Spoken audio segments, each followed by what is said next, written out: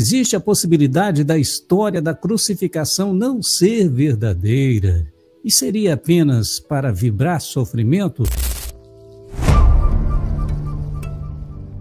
Muita gente pensa essa perspectiva, mas assim, isso surgiu basicamente no século IX e X e se espalhou depois como sendo uma espécie de contracorrente à valorização do homem, melhor dizendo, do ser humano Jesus, ou do Jesus produzido pelo catolicismo.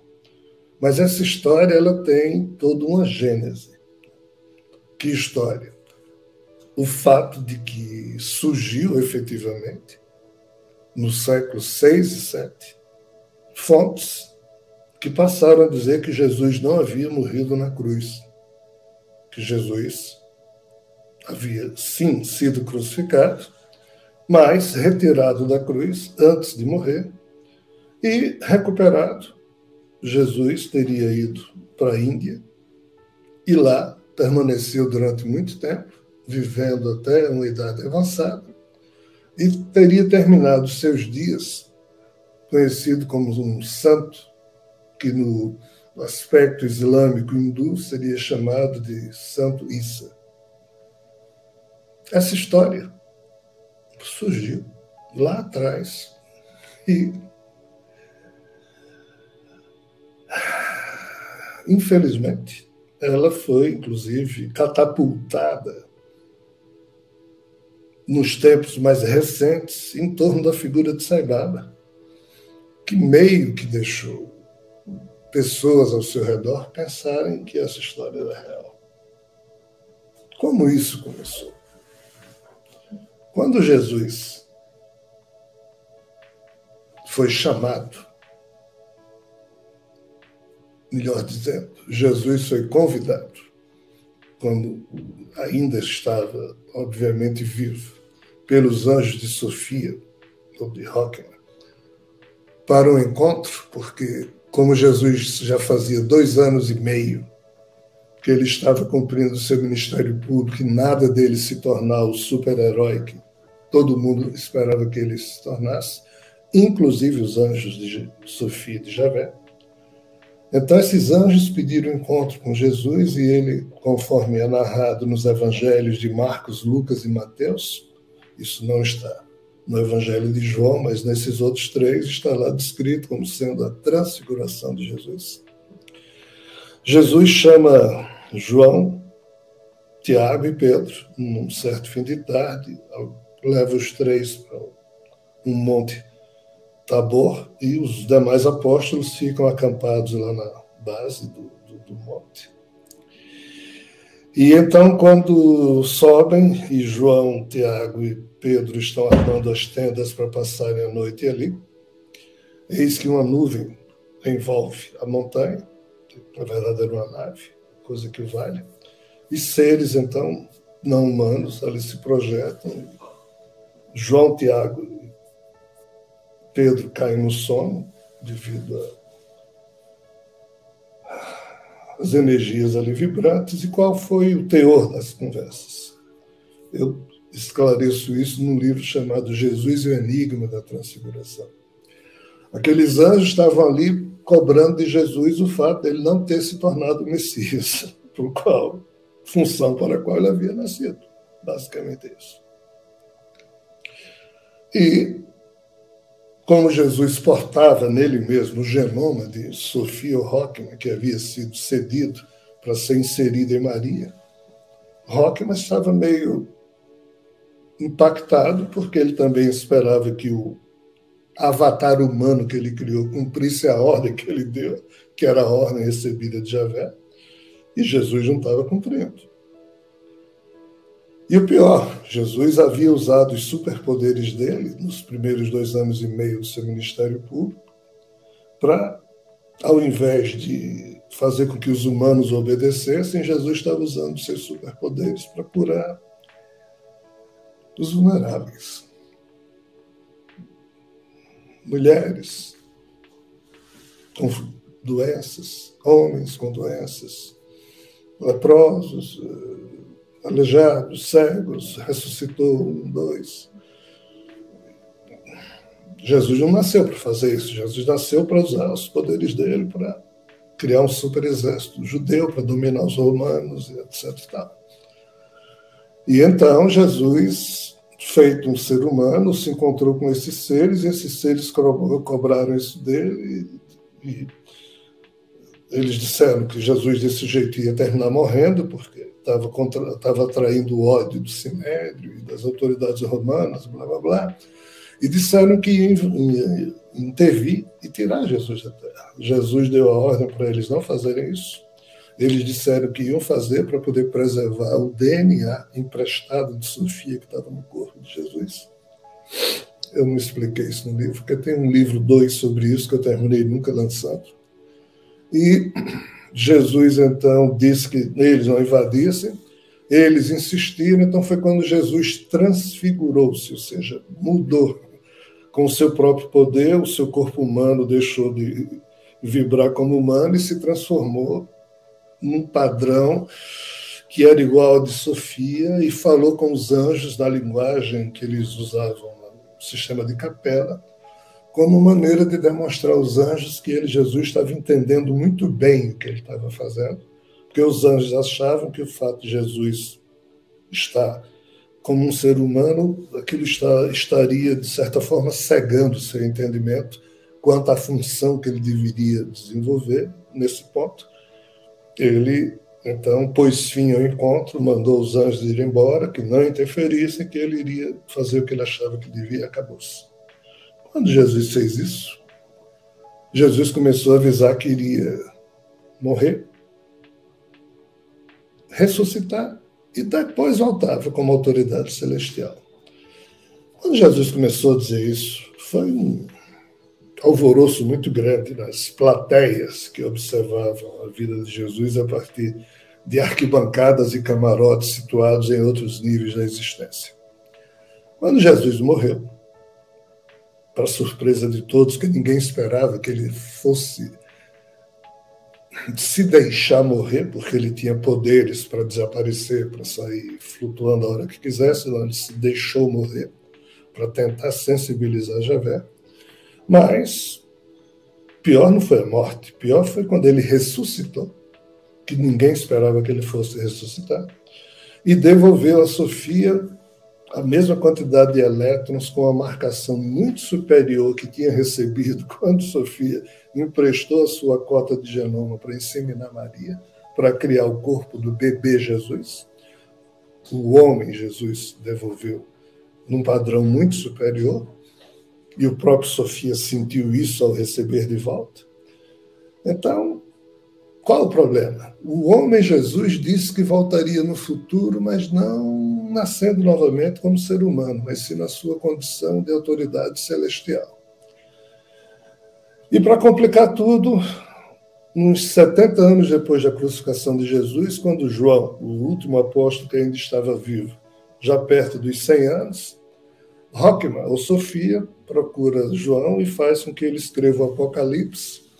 E o Apocalipse, na linguagem de entendimento, não para nós humanos, mas desses seres todos que estão nesse universo vizinho e em níveis primários de espiritualidade atuante, observando o que se passa aqui na Terra, esses seres entenderam que Rockman, ou Sofia, estava usando João para escrever um livro no qual ele, Rockman, ou Sofia, estava dando a palavra dele de que ele cumpriria aquilo que o seu avatar humano, Jesus, prometera quando estava vivo, ou seja, de que no futuro voltaria, mas não como Jesus, e sim na sua forma celestial, que era de Rockman. Quando Jesus e Rockman firmaram isso, e o Apocalipse, ninguém compreende isso, mas é o selo de garantia, a promessa de Rockman cumprir o que Jesus falou, Javé, entre aspas, mais ainda se sentiu traído por Jesus e agora por Rockman. O que é que Javé fez? Um século depois disso, Javé manda os seus anjos entregarem aos rabinos Shimon Bar Yochai, ou Bar Yochai, as teses que nós hoje chamamos os postulados da Kabbalah, ou da Cabala, como se diz por aqui. E na Cabala, ou na Kabbalah, o próprio Javé havia tomado do que Enoque, a moda Metatron, havia feito, que tinha sido explicar para os anjos e Javé as encarnações da chamada 10 Seferatos da árvore da vida, ou seja, de uma genealogia divina. Mas isso é muito complicado de falar aqui.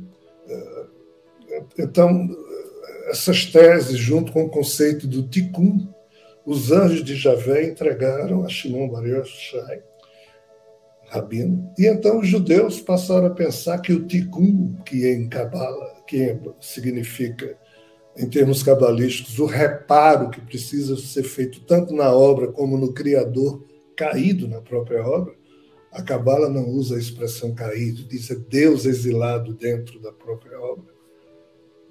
Eu explico isso no livro Tzim Tzum, o exílio forçado do Criador. Então, Javé cria a Cabala como forma de, entre aspas, mostrar aos judeus que ele continuava no comando, que o tal Jesus, que 2 séculos antes havia sido crucificado, foi o Messias que ele mandou, mas que desobedeceu, e ele continuava no comando, mas quando a Igreja Católica, no século IV, melhor dizendo, quando o Império Romano criou a Igreja Católica no século IV, isso sumiu com a figura de Javé, porque na hora que criou a Santíssima Trindade, inventou lá um conceito de um Deus que era igual ao Espírito Santo, igual ao Filho Jesus, e com isso o Deus judeu desapareceu. O conceito, Javé ficou de novo absolutamente furioso, e foi por isso que, 2 séculos depois, ele escolheu Maomé, e através de Maomé surgiu a revelação alcorânica. Gabriel, um dos anjos de Javé, chamado Ayagrael, mas chama-se Gabriel na linguagem comum, esse ser pegou o coitado do Maomé pela garganta. Maomé era gago, e Maomé, quando estava possuído por aquela força, recitava, ele era analfabeto, gago e analfabeto, e produziu um belíssimo compêndio de 114 suratas, ou seja, 114 capítulos, tudo memorizado, porque na época não existia sequer alfabeto arábico. E o que é que surgiu junto com Maomé? A história de que Jesus não era Deus, como a Igreja Católica estava falando. Olhem bem, prestem bem atenção no que eu estou dizendo. Quando o Islã surgiu, Maomé dizia que Jesus, segundo o que Gabriel falava, não era Deus, como a Igreja Católica terminou igualando Jesus a Deus. Maomé, mandado por Gabriel e Alá, porque Javé agora para os árabes se apresentou como Alá, lá atrás se apresentou aos arianos como Brahma, aos judeus como Javé, aos árabes como Alá. Então agora a história era Jesus não era Deus e também não tinha ressuscitado.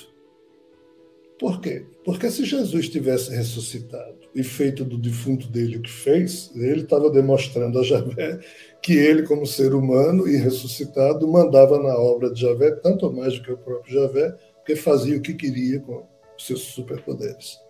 Então, Javé tentou destruir isso através da revelação via Maomé, e foi com Maomé que surgiu a história de que Jesus não era igual a Deus, Jesus não tinha ressuscitado, porque Jesus não tinha nem morrido na cruz. Então, essa história surgiu com Maomé. Na verdade, foi Gabriel que falou isso via Maomé. Então, desde que o Islã surgiu no século VII, VIII, IX, essa história foi ganhando peso como sendo uma contra-informação de Javé, que queria que europeus e árabes, ou seja, cristãos e muçulmanos, obedecessem a ele, Javé, e não ao Deus da Igreja Católica, que era Jesus feito Deus, que não era ele, Javé. Então, para isso, Javé usou Gabriel, usou Maomé, para, através do Islã, acabar com a história de que Jesus ressuscitou e que, portanto, ele não era Deus. Vejam como a coisa é como falta dignidade a Javé, seja lá quem for. Maomé, diga-se de passagem, foi extremamente reto, correto. Maomé fez tudo o que Gabriel disse para ele, e ele, de boa fé, reproduziu tudo o que Gabriel fez. Tudo que Alá queria, ou seja, Javé queria de Maomé. Maomé foi 100%. E foi tão honesto que ele disse, eu sou só um profeta, eu não sou nada além disso. E disse, antes de mim, Jesus foi outro grande profeta escolhido por esse mesmo Deus, só que aquele se chama Alá e lá ele se chamava Javé. Então, Maomé falava respeitosamente de Jesus. Apenas achava que ele não tinha morrido na cruz, não tinha ressuscitado, até porque o corpo dele estava na Índia, lá sepultado. E que história é essa da Índia? Agora vamos. Jesus, na sua adolescência, viajou algumas vezes financiado por José de Arimateia, que era amigo do pai de Jesus. E quando José, pai de Jesus, morreu, José de Arimateia, que era um comerciante judeu que tinha também cidadania romana, porque vendia certos metais ao Império Romano e vendia muita coisa a todo mundo, então tinha caravanas para vários lugares e José de Arimateia convenceu Maria a deixar Jesus seguir como homem de confiança dele, José de Arimateia, nessas caravanas, para diversos lugares. E para assim Jesus poder, na sua idade juvenil ainda, fazer as perguntas que ele fazia e ninguém sabia responder. Então, Jesus foi nesses lugares financiados por José de Arimateia. Eu produzi um livro sobre isso, Jesus e o Druida da Montanha, que conta uma dessas viagens. Né? Mas Jesus foi na Índia também, foi na Pérsia. Jesus foi nos lugares onde os reis magos que visitaram quando ele era bebê, não eram reis, eram sacerdotes magos. Então, Jesus esteve na Índia e lá ficou algum tempo e criou um grupo que muito o adorava, mas ele disse, olha, eu tenho que voltar, mas eu prometo a vocês que virá alguém em meu nome no futuro. Então, Jesus voltou da Índia e pediu ao irmão dele, que é Judas Dídimo Tomé, o nome do irmão Maria, teve Jesus virgem, mas depois que Jesus nasceu, Maria e José transformaram-se num casal humano normal, tiveram relações sexuais, irmãos e irmãs, e um desses irmãos chamava-se Judas. Só que Jesus era a cara de Maria, e Judas era a cara de Maria também, então Judas era muito parecido com Jesus. E o pessoal havia colocado o apelido em Judas, tanto que em grego ele era conhecido como Dídimo, e em aramaico como Tomé, porque Judas Dídimo, ou Judas Tomé, significava o gêmeo. Mas o gêmeo aí era só uma expressão brincalhona de tanto quanto ele se parecia com o irmão mais velho, Jesus. Então, Jesus pede a Judas que, quando, após a morte dele, Judas fosse lá na Índia, levando o abraço de Jesus, que tinha estado lá, mas que não ia poder retornar. Então, e Jesus pediu a vários dos seus apóstolos e discípulos quando os espalhou pelo mundo. Então, quem foi para a Índia depois da morte de Jesus? Foi o irmão dele, que terminou morrendo lá, e o corpo do tal Santo Issa, segundo o que a espiritualidade imagina saber nos seus anais, é o do irmão de Jesus. Então, vejam bem, a pergunta do nosso irmão é sobre a morte, sobre o fato de Jesus não ter morrido na cruz. Ele morreu.